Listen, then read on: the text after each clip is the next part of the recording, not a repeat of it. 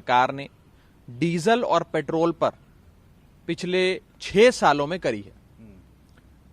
लगातार हम देखते हैं कि अंतर्राष्ट्रीय बाजार में पेट्रोल और डीजल के दाम घटते जाते हैं, लेकिन भारत सरकार लगातार पेट्रोल और डीजल पर एक्साइज ड्यूटी लगाकर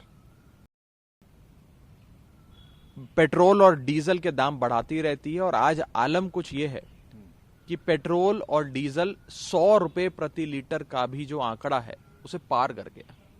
पेट्रोल और डीजल वो कमोडिटी है जो हर शख्स के जीवन पर डायरेक्टली या इनडायरेक्टली प्रभाव डालती है। एक कैस्केडिंग इफेक्ट होता है, और अगर पेट्रोल और डीजल महंगा होता है तो सारी वस्तुएं महंगी हो जाती हैं, क्योंकि हर चीज की ट्रांसपोर्ट में, हर चीज के उत्पादन में आपको डीजल और पेट्रोल काम में आता है। मैंने सवाल पूछा कि बीते 6 सालों में कितनी एक्साइज ड्यूटी सरकार ने पेट्रोल और डीजल पे कमाई है।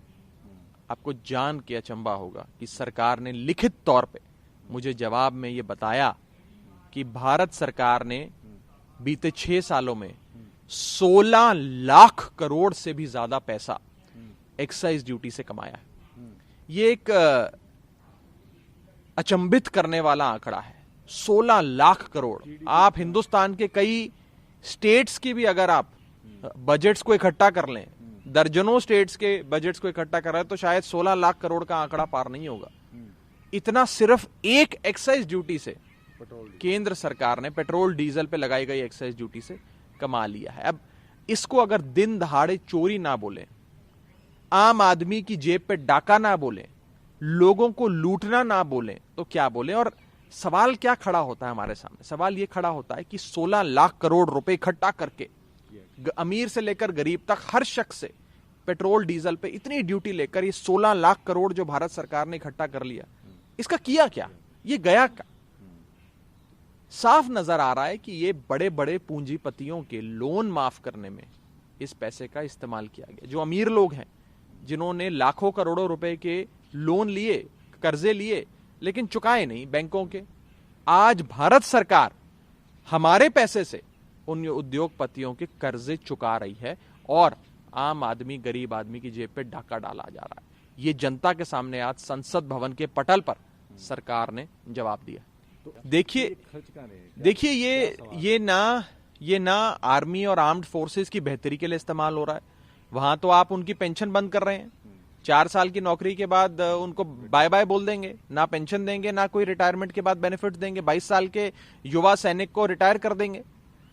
ना आर्म्ड फोर्सेस की बेहतरी के लिए इस्तेमाल हो रहा है, ना किसी बहुत बड़ी कल्याणकारी वेलफेयर योजना में हो रहा है। इंफ्रास्ट्रक्चर कहां बन रहा है हिंदुस्तान में, हमें तो नजर आता नहीं है। एक चीज जरूर नजर आती है कि जो दिवालिये हो रहे हैं बड़े बड़े उद्योगपति, या जिनके खजाने खाली हो रहे हैं, या जिनके सर पे बहुत बड़ा कर्जा है, उनको उनकी लोन माफी के लिए इस पैसे का इस्तेमाल हो रहा है। ये साफ तौर पे नजर आता है। सरकार को ये सारी चीजें समझ के सबसे पहले पेट्रोल डीजल के दामों में कम से कम 30 से 40 रुपए की कटौती करनी चाहिए। आज पेट्रोल हमारे देश में 50-60 रुपए का बिकना चाहिए, डीजल 45-50 रुपए का बिकना चाहिए, हमारी मांग है। देखिए, ये सरकार अपनी स्टेट फाइनेंस मिनिस्टर से चर्चा करके बात करे, मैं उस पर कोई अपना वक्तव्य नहीं दे रहा हूं, लेकिन जो ये लूट है 16 लाख करोड़ की, ये तो कमाल की बात है। ये जो हो रहा है इस देश में, पेट्रोल डीजल पे ड्यूटी बढ़ा बढ़ाकर, और ये ड्यूटी बढ़ा बढ़ाकर जितनी कमाई केंद्र सरकार कर रही है, ये सारा बेनिफिट लोगों को पास ऑन करना चाहिए था।